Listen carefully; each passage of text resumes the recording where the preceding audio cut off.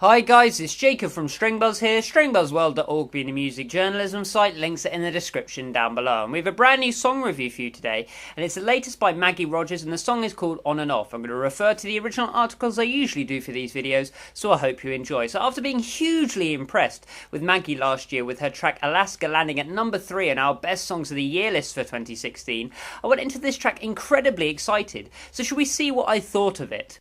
Well, I think it's a good song. It's not up there with Dog Years in Alaska, but it is still a very decent track. There are elements that I enjoyed more than others, but overall I appreciate the effort she has made to vary up her sound from those prior mentioned tracks instead of becoming a one-trick pony. Production-wise, I enjoyed just about every layer. Maggie's signature dual-panned vocals work very well here again to keep her individual sound, as well as keeping her sounding organic as well. I love her approach in the studio. She doesn't sound too digitally manipulated. She doesn't add auto-tune or anything like that. Instead, she just sings at the same pitch, pans them apart. It could be multiple vocal layers or just one, and it just works very well to keep her sounding earthy and really sort of, I don't know, realistic and organic. I just like that. The harmonies also sound great when they kick in, when they do eventually kick in, being understated and gently pushed into the background to cover some holes in the stereo field. They really boost her voice in the choruses as well, which she's done a couple of times now, and sure, it might get repetitive if you're not a big fan of that approach, but I'm loving it at the moment. She writes such good harmonies anyway, so who cares really? I thought the piano, however, could do with some tweaking,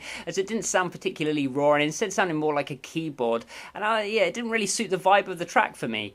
I also thought the drums were fairly poorly mixed, sounding more like a trap kit rather than an electronic type kit, just a regular electronic kit. The difference was clearly shown in the hi-hats and crashes as they flopped into the mid-ground rather than glistening in the high end like I would want my cymbals to be, but that might just be personal preference. When it comes to musicality, I love the driving feel of this track and the urgency it has in comparison to her last few tracks. I thought her vocal performance was again fantastic on this song, and she hit some great notes, especially towards the end of the song as well, really building it up to a climax which we haven't really heard much of music to the start of this year, over the last fortnight or so, and it's nice to hear someone actually using a proper build-up really to get into these points and not just wailing at you throughout an entire song.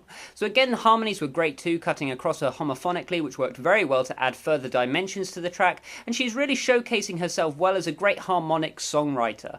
I thought some of the melodies were better than others, and they kind of phased out during the second verse, as it seemed like filler to get from one section to another rather than shining by itself, and I also thought the song form in general was a little weak, as we got no bridge, and the song just repeated itself to the finish. A bit of copy and paste formula, which, as you may or not know, if you follow the site or you follow the YouTube channel, I'm not a big fan of that. The decoration was a little sporadic too, and perhaps if some more was added towards the final chorus, the song could have been elevated that little bit more. Lyrically, the track is solid from start to finish, and I really enjoy the narratives that Maggie tells on every single track. I think her themes are well explored. She fleshes out some great ideas throughout this track in particular, and she shows herself off as a very mature head on young shoulders. So all in all, a solid follow-up track to her great work from last year. Although it didn't connect with me quite like I wanted it to, I can see fans really enjoying this brand new song. So I gave it a G rating of 7 out of 10. If you like this video, then please leave a like, comment what you think down below in the comment section below, subscribe to see more, and I'll see you around next time. Bye bye.